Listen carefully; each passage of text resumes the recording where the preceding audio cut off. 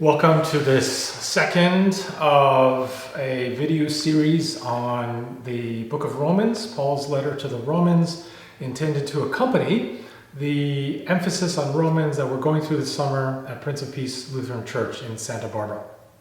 Before I begin this second video, I'd like to express my gratitude to my good friend, the Reverend Michael Roberts, who's handling many of the technical aspects of this video shoot and is really helping us to do this kind of thing in community. Now on Sunday, the sermon and the worship that we participated in looked at Romans chapter 2, the first part of Romans chapter 2, the first 16 verses, and one of the things that we noticed there was the emphasis on judgment in this first part of chapter 2 of Romans, and in particular that judgment is at least according to Paul, in Paul's mind, is really closely related to the gospel and not simply as a kind of negative to positive, not simply as a kind of, well, in order to avoid judgment, we get the gospel, but instead judgment is something that only God can do, because only God can tell the truth about himself and about us and about our relationship. Now we're going to move into the second half of chapter 2 of Romans, and maybe it would be good for me to read that so you have some idea of what it is, the text that we're dealing with.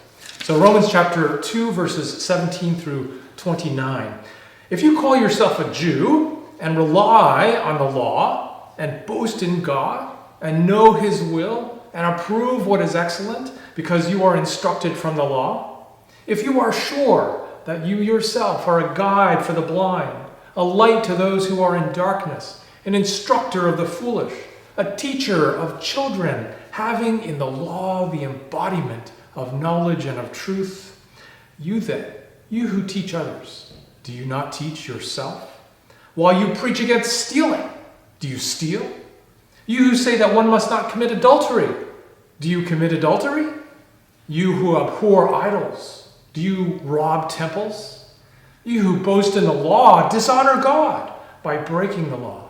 For as it is written, the name of God is blasphemed among the Gentiles because of you. For circumcision indeed is of value if you obey the law. But if you break the law, your circumcision becomes uncircumcision. So if one uncircumcised keeps the precepts of the law, will not his uncircumcision be regarded as circumcision? Then the one who is physically uncircumcised but keeps the law will condemn you who have the written code and circumcision but break the law. For one is not a Jew merely outwardly, nor is circumcision outward and physical. But a Jew is one inwardly, and circumcision is a matter of the heart, by the Spirit, not by the letter. His praise is not from man, but from God. So that's the second half of Romans chapter 2. Lots there to chew on.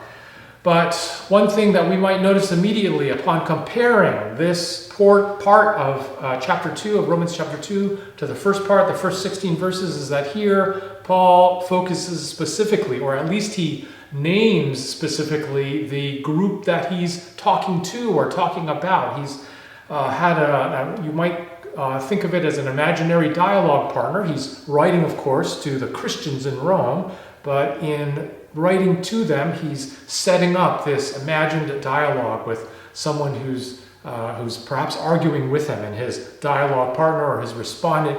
Right now, we didn't hear who it was. We didn't hear who specifically it was in the first part of chapter 2. We just heard that it was a human being. But now we hear that it's a Jew, a member of the nation of the people of Israel. Now this is very interesting because the book of Romans, as we know, is read typically and primarily by Christians. And many of those Christians reading, perhaps including us, many of those who are reading are not Jews, are not members of the people of Israel, are not natively familiar with that particular culture, that particular history, and the kind of understanding that Paul seems to assume in his development, in his argument here in Romans chapter 2.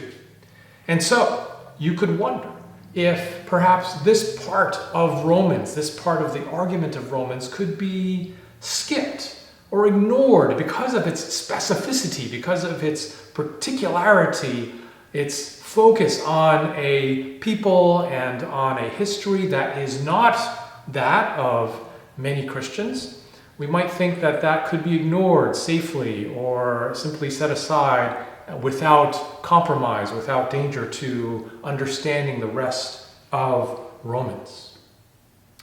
And yet, if the argument here, if the part of Paul's argument here in Romans brings in a background understanding that includes Judaism and that could be set aside because of that, what about other parts of Romans? I think there's a question here about how we approach Romans and whether we can simply pick and choose what is relevant and what we respond to.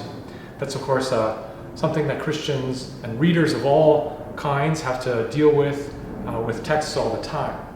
But take the idea, for example, just as an example, take the idea of law here in chapter 2 of Romans. It's actually here in this part of the book of Romans that law is first mentioned. Verse 12, well, starting before verse 17, but starting at verse 12, for all who have sinned without the law will also perish without the law. We heard that on Sunday. And then in verse 17 we continue, if you call yourself a Jew and rely on the law, and so forth. Now this concept is an interesting one because anyone who knows anything about even the Christianly popular parts of the book of Romans knows that the law, whatever that might be, plays a very important role in the argument.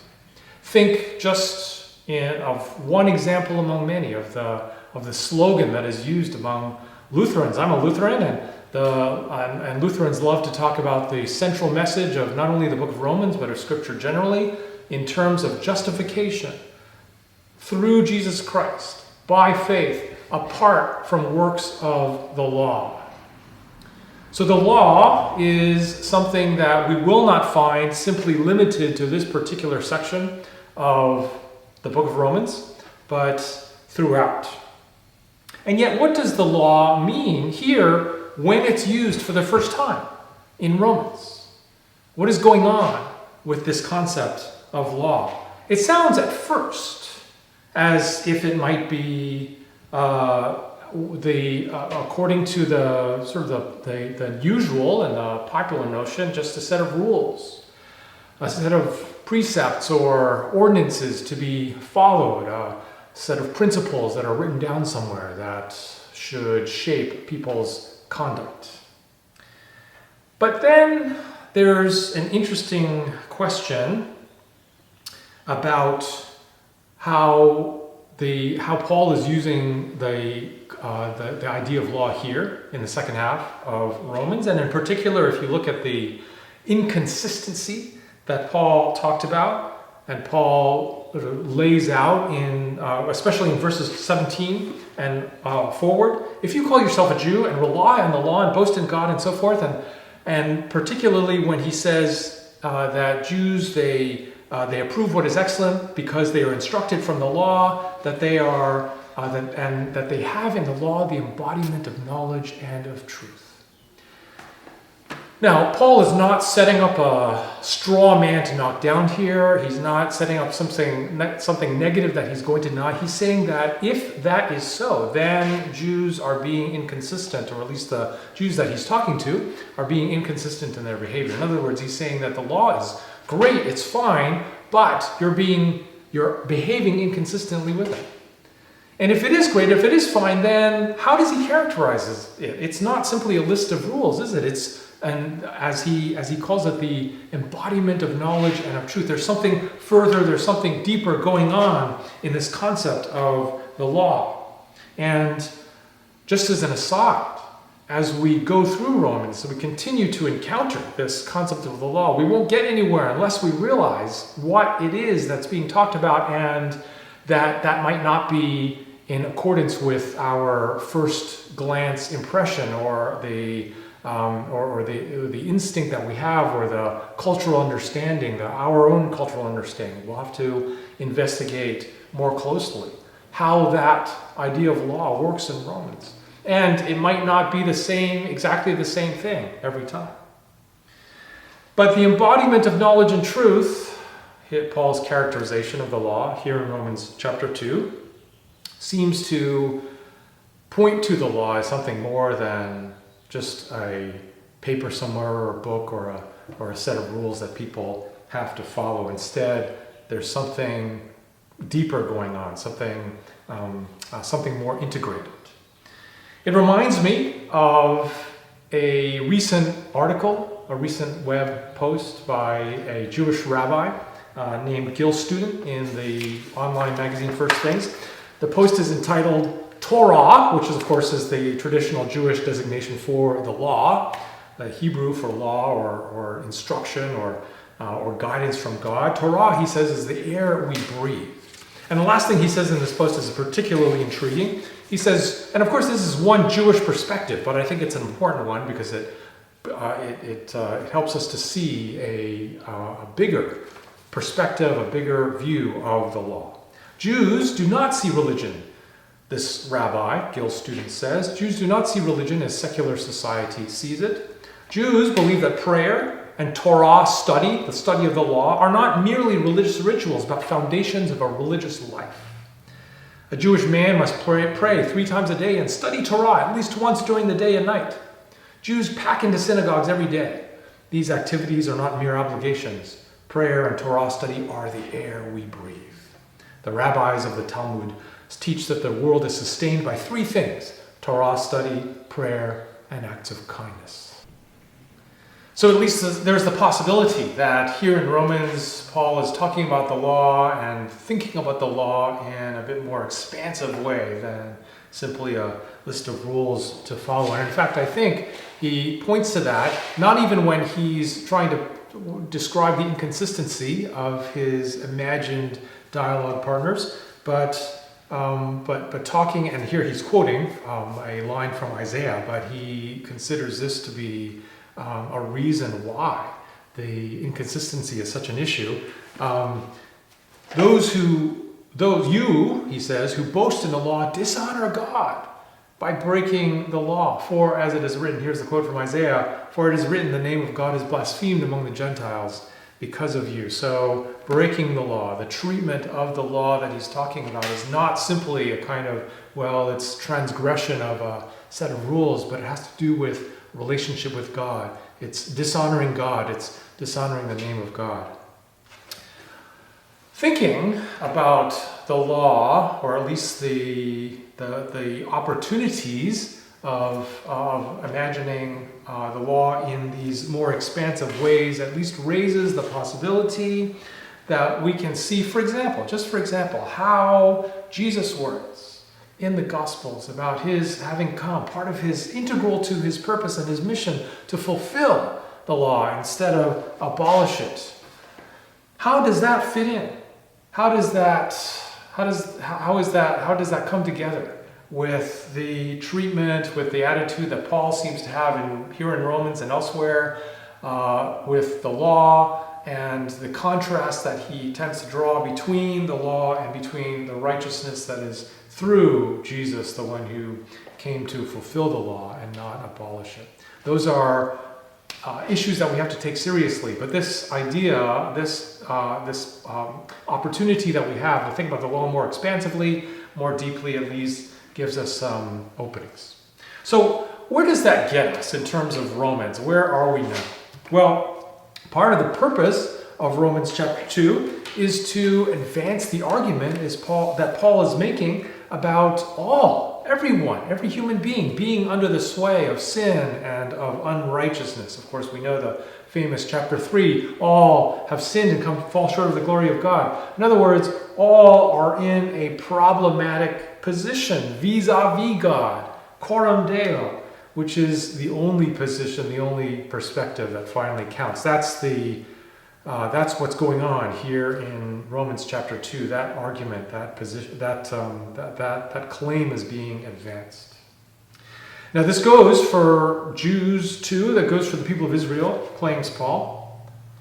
And it's interesting, why does he focus on the Jews? Why does he focus on Israel and claim that they too are part of this general picture, this general problem that, if we are to take Paul seriously, is universal, it affects everyone? Is this more than a kind of knee-jerk reaction, a kind of cultural provincialism? Paul himself being a Jew, is he just sort of falling back into old habits when he thinks about his people, the Jews, or is there something else going on here? I think that there is. The answer must be that the God that Romans is describing, the God that Paul is describing in Romans, is the God who, according to the Old Testament, according to the story of the Christian, the first part of the Christian Bible, who chose the Jews, who chose Israel, the God who bound himself to this people permanently, who made promises that he would not forsake them, but would redeem them, rescue them, save them, who promised his kingdom through a descendant of David, the Jewish king, who gave them law and prophets so that they could be a light to the nations. It's this God who's being talked about in Romans.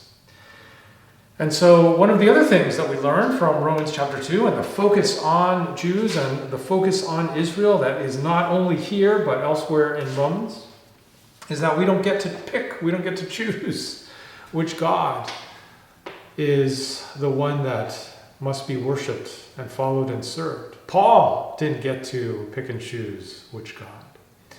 It's this God who had his way with this particular people, according to the Bible, who chose this particular people for his particular purposes, and who brings us to even those who are not part of that people, even those who are not Jews, who brings them into that purpose as well. That's what's going on here in chapter 2 of Romans.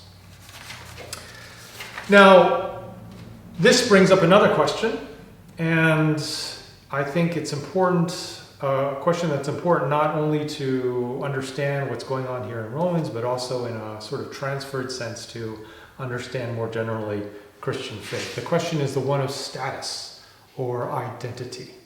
The Jews, the people of Israel, have a particular status. We might call it a favored or a privileged position. They are called, they are chosen by God, the chosen people, of course. We use that phrase, and it actually has meaning when it comes to the relationship between God and Israel.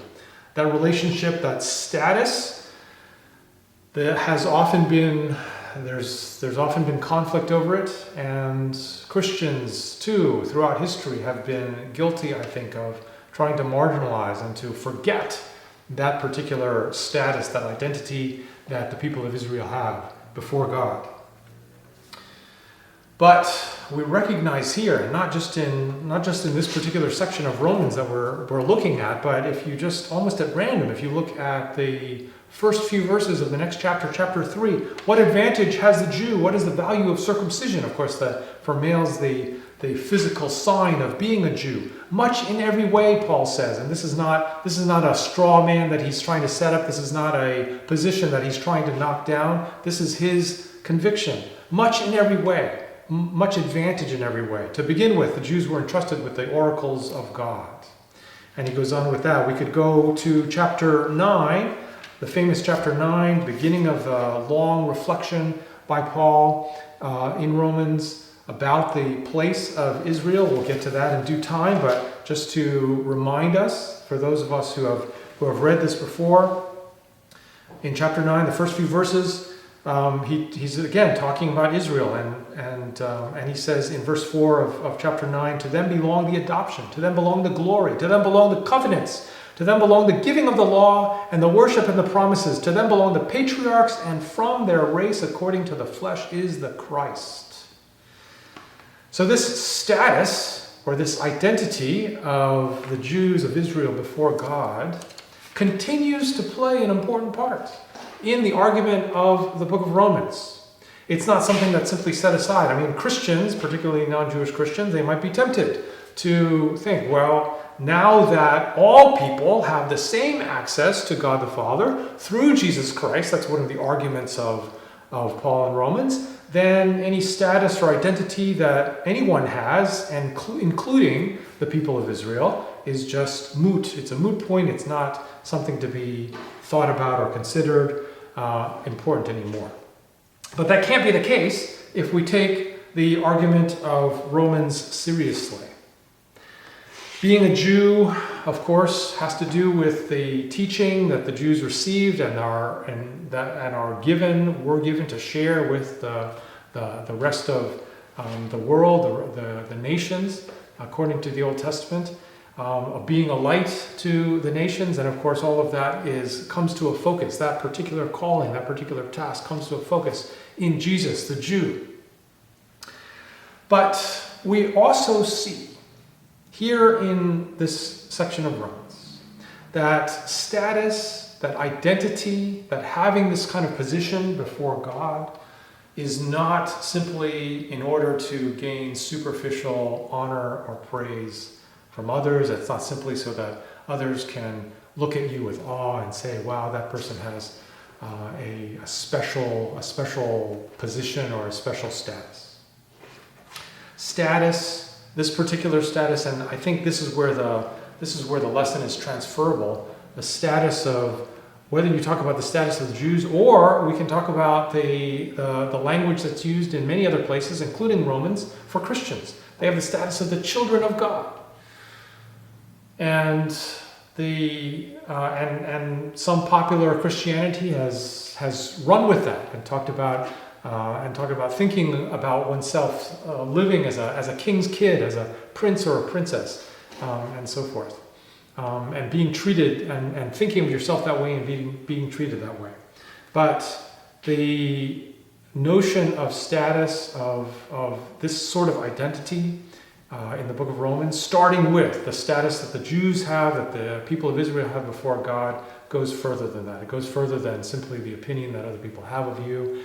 It goes to, and it involves a task. It involves a calling. It means having a particular and given purpose in life, to live accordingly, in accordance with the identity that one has. And that's, of course, why Paul is accusing his fellow Israelites of having not lived according to that identity, according to that purpose. And the idea here is not that identity should be set aside, but that the identity, that status, should be lived into. And the same, I think, goes for the status of Christians generally as the children of God, or whatever whatever language we might want to use there. That gives us not honor, but instead a purpose, a task. In fact, the same thing could be said of the status of being human among creatures. Right? That might be, there's a way in which there's a particular honor that involves, but it also involves a specific task to be stewards of creation, to worship God in the way that He should be worshipped, and to lead the rest of creation in that. And so there too, in terms of the question of status and identity, we see that Romans 2 has this, although it's got this very particular cast to it. It's specifically focusing on the Jews and on Israel. Not only do we learn in Romans 2 about God and who God is and what God is like, and the specific ways in which God is accomplishing His purposes through history, and that's what Paul is talking about in Romans in terms of the coming to climax of those purposes in Jesus Christ. But we also learn something about who we as human beings, and not only the Jews, but also Christians who have a particular status before God, what that is for, and how we are to live in accordance with that.